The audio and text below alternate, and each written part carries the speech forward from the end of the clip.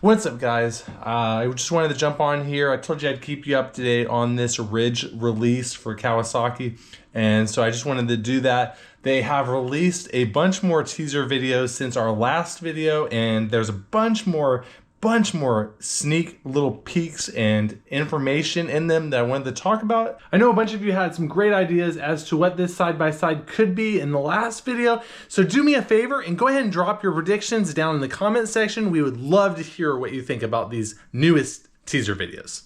Go ahead and smash that like button and subscribe for more great content, and we're gonna jump right into this video. All right, so we're gonna head over to the Kawasaki website again, where the global reveal of the Kawasaki Ridge side-by-side pages. And as you see, they are still going to be having the global release in January. So stay up to date and stay tuned for that. We will be covering that as well. So it'll be exciting to see that. So, as I mentioned, they've released a whole bunch more videos and teasers for this new Kawasaki Ridge. We had covered teaser number 1 through 3 in our first video. I'll link it right here in case you missed that. But now they have teasers 4 through 7 that we're going to be covering in this video and showing our opinions and also making some more predictions as to what market this side-by-side is for, what are some of the features on it, and giving our thoughts and overall impression of this side-by-side. So we're gonna jump right into it. Let's go ahead and watch teaser number 4, and we will then talk about it. So here we go, teaser number 4.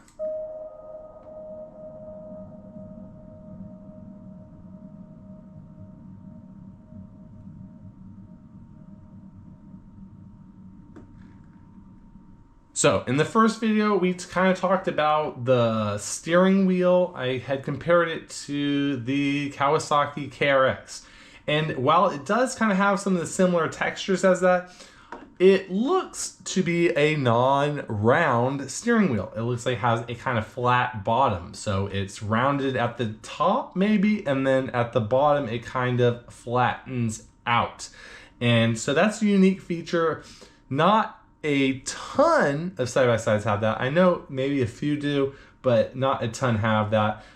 So that's kind of unique, kind of cool, I guess. The other thing that I noticed right here in this view is that it looks kind of a boxy front dash.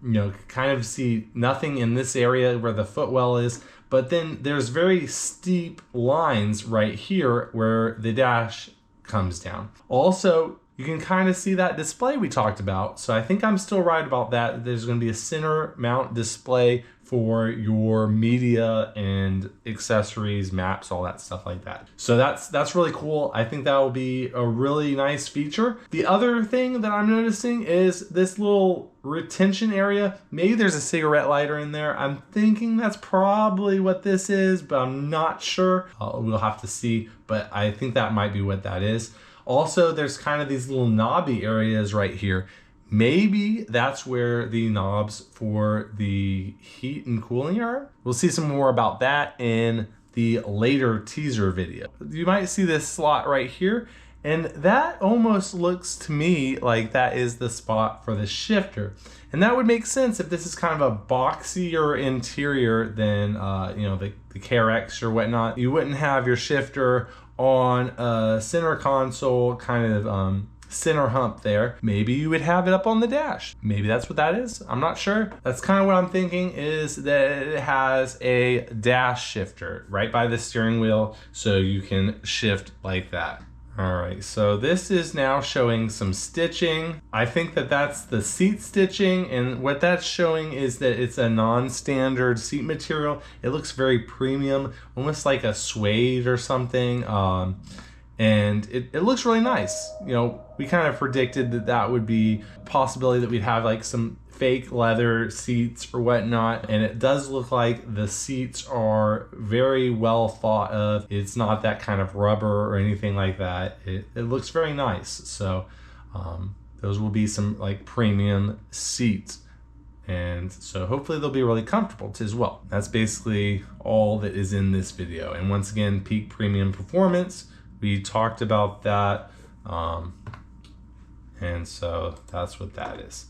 So we're gonna go on to the teaser number 5. And this one is a huge reveal on a lot of features on this side-by-side. So we're gonna talk about this one pretty in depth. So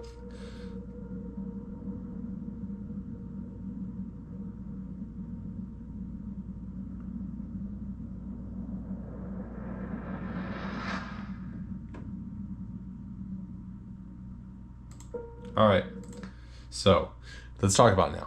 First frame is showing the front wheel well. And so there's a bunch of things here that we want to talk about. The first thing I want to talk about is this area right here. And what I think this is the radiator and a AC condenser. On vehicles, a lot of times they have like kind of radiator type aluminum coil that is served for the AC condenser, and that goes on the front of the radiator, and that is a big indicator of there being AC in this side-by-side. There's going to be some more teasers later we'll be covering, and I think that those will have some more information about that, but I think that is what this is. Has a little bracket offset, and it looks like a little aluminum thin radiator type material condenser. And then of course this is the large radiator behind it. You can kind of see the fins there.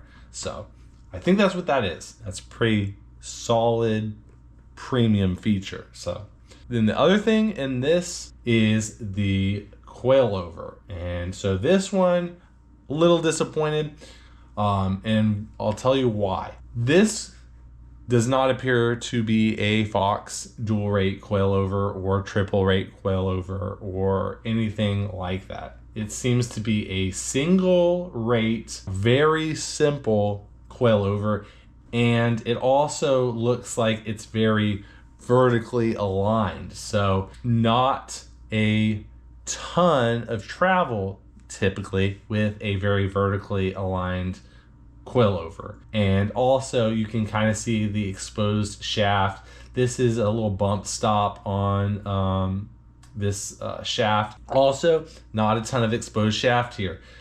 Maybe 6-ish inches from what I can tell. That's just based on kind of the typical coil dimension and shock body dimension that you would see.9 look like there's a ton of up travel. Maybe there's a lot more on the downstroke, and so maybe there's up to like, 9, 8, 9, 10 inches on the downstroke there that we just aren't seeing. But I'm thinking that the suspension travel on this is going to be somewhere in the 12 to 16 inch range. And really, I'm thinking it's probably around 14 inch suspension travel. So that's a little disappointing when some of the super sports are coming in at, 20 plus inches of suspension travel. I don't think that it's going to be a huge bump soaking super sport based on this shock body. It just doesn't have the travel, doesn't have the technology of the dual rate, and doesn't have also what appears, it doesn't have those reservoir either for the oil. So not a high performance shock, unfortunately. All right, so let's go on. We'll continue on to the next frame. Maybe not the next frame, but pretty close to it. You can see the headlight and also what does appear to be some sort of headlight guard, as I mentioned in the other video.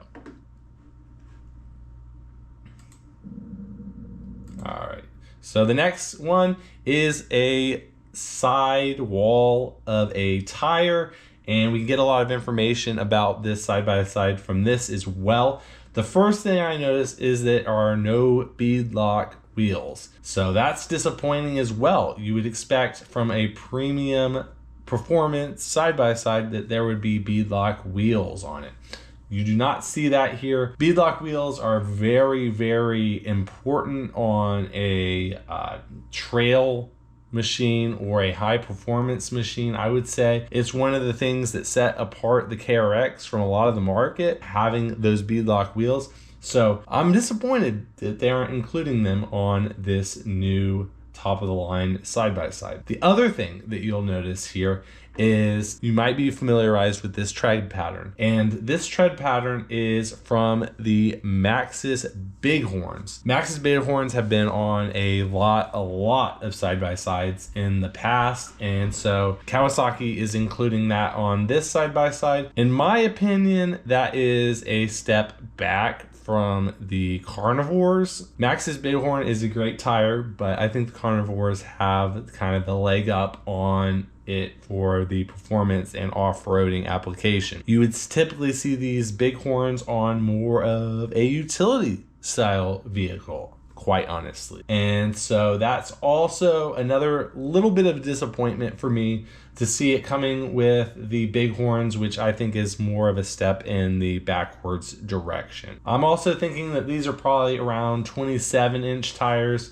Based on this wheel, you know, it may be all the way up to like a 30 or a 31-inch tire, but it's definitely not any bigger than that. All right, and so then the final shot in this teaser is the undercarriage, and we can get a lot of good clues here about this particular side-by-side, and once again, there's some letdowns here. The first letdown is these A-arms, and you'll notice they're very straight. Unfortunately, because you would think that for a premium side-by-side, a performance side-by-side, these would be arched A-arms. It's not that much more difficult to have that, and it is a disappointment that this lower is not arched. That's probably one of the first things you want to replace or upgrade is the A-arms, because these straight ones are, you know, going to drag on things if you're off-roading and, you know, aren't the high clearance application that I would hope for. On the rear, can't really tell too much. I'm still hoping that it is a trailing arm suspension. I think that that has a much better ride on it, and if they are going with that lower grade shock, not the Fox shock, not the dual rate spring setup, having a trailing arm suspension would be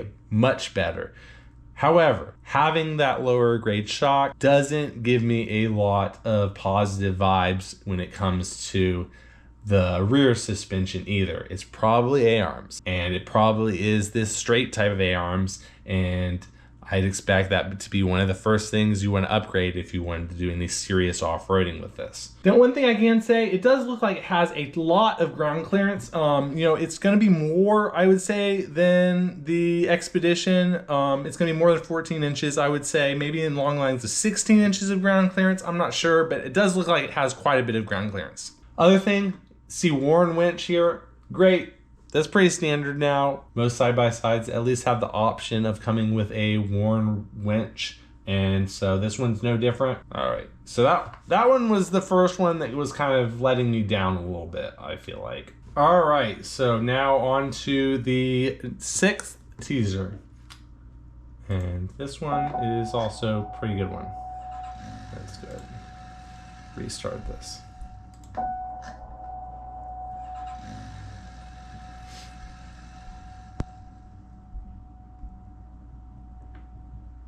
All right, so first thing I notice is the key. Let's see if I can get a better view of that. The key looks way nicer than the typical, you know, whatever little boat plug key thing that you would see. Actually looks like a nice key. It has Kawasaki on it. It has like this little X logo there. It's hard to see from this view, but you know, probably don't want to spend too much time talking about it. Looks like a nice key. This looks like the steering column, so the key would be right next to that. And then there's a knob here, and wanted to mention that has a blue light on it. So I'm gonna talk about that a little bit more in the next teaser video, but I think that this knob is right next to the shifter, and I think that the shifter is right up here where the steering column is. Just above the steering column to the right of the steering column would be where the shifter is, right in this area here. That's my prediction, at least. Cool key, basically. So let's listen now. you can hear the engine in this video. This is the first real engine sound that we've heard in any of these teaser videos. It does not sound like a supercharged engine, to me at least.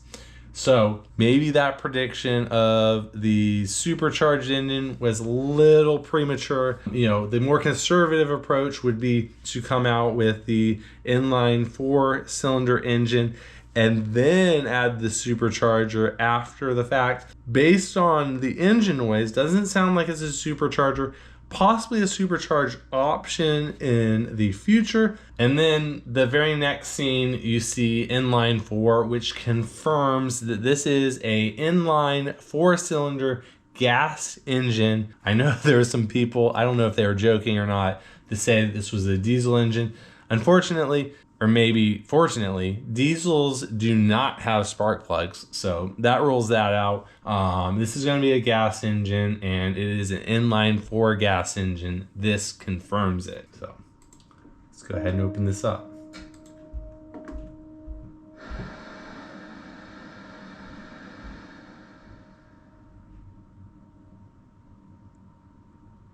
All right, so there's some cool information in this one as well. Let's go ahead and restart it right here.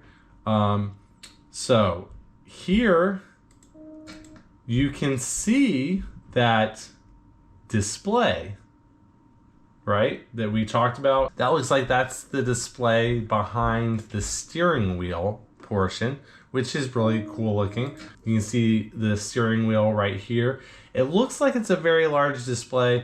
You can see the N for neutral, so it's going to display which gear you're in. It has some lights. It looks like it's a digital display, which will be really cool to see. So that looks really nice, I think, as far as the display goes. Also, you heard the click of the door latch, and it sounded like it had some weight behind it. A little bit later in this teaser, we have some more thoughts about that.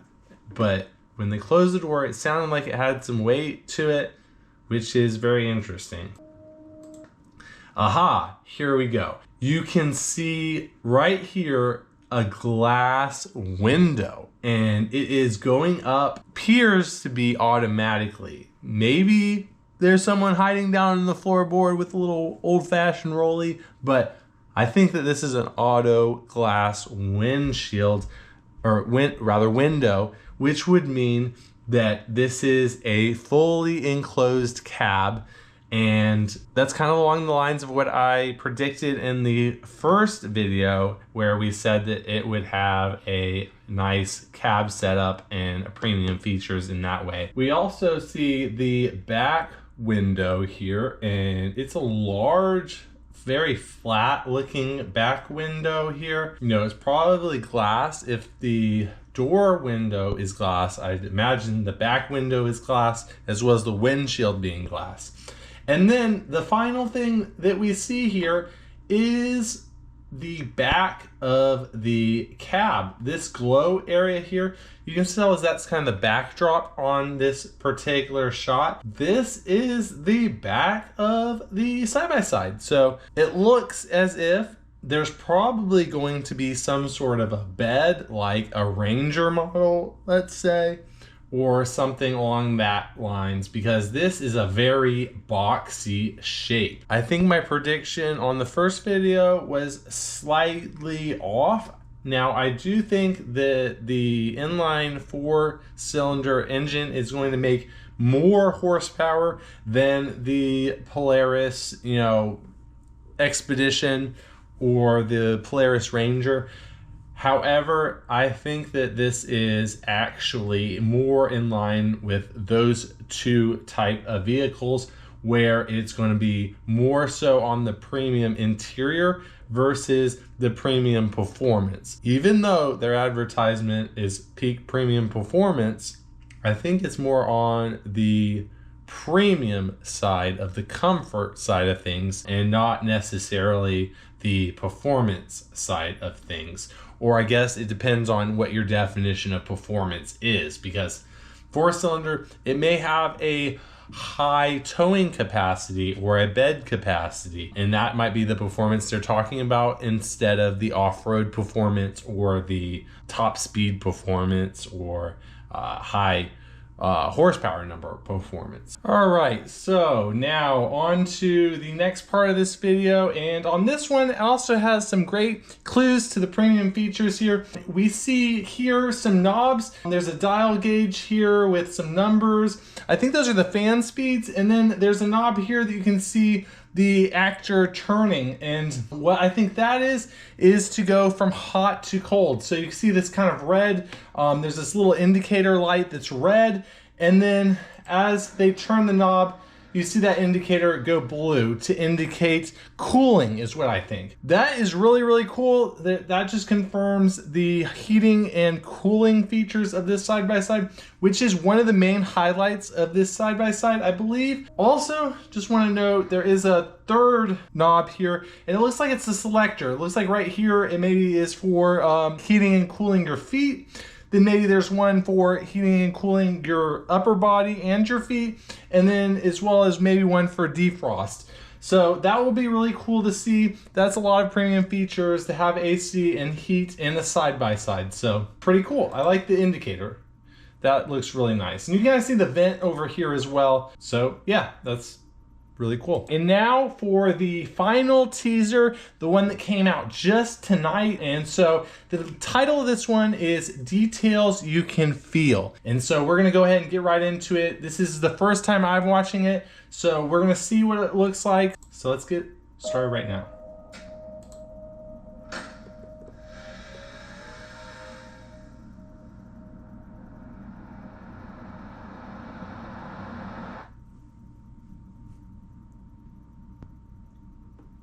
All right, so let's go right back into it. So you see the door closing here and that nice click sound, and then you see a bed close and then a window close. You see the headlight again and then the tail lights. So you can see this is the limited edition now. You can see in this this little view here. So perhaps this is the top of the line model for this actual Ridge edition. I'm not sure, but limited typically indicates that this is the more premium of the models. So it'll be interesting to see if all of these features are included on every Ridge model or if it's just on the limited edition. But really cool looking, you know, rear view or rear tail lights here. Really interesting looking bed as well. It has kind of like this molded shapes to it and a nice click on the retention there. Also, you can see right here, this actually confirms my previous guess that the windows are going to be power windows. You can see the button here, and you can hear the motor in this one as well. And that just tells me that those are going to be power windows, which is a very premium feature. And then once again, you see those really nice headlights again. So and you can see those guards again that look very, very nice. I really like the look of this headlight actually. It looks really clean, really sleek, really mean looking headlights. And then another view of the taillight. And the taillight looks, you know, pretty much in line with what I would expect from a kind of a Ranger model of taillight, you know, with the bed and everything like that. You're gonna have that very vertical looking taillight. And this looks pretty nice. Looks like it's LED. Looks, you know, pretty nice. So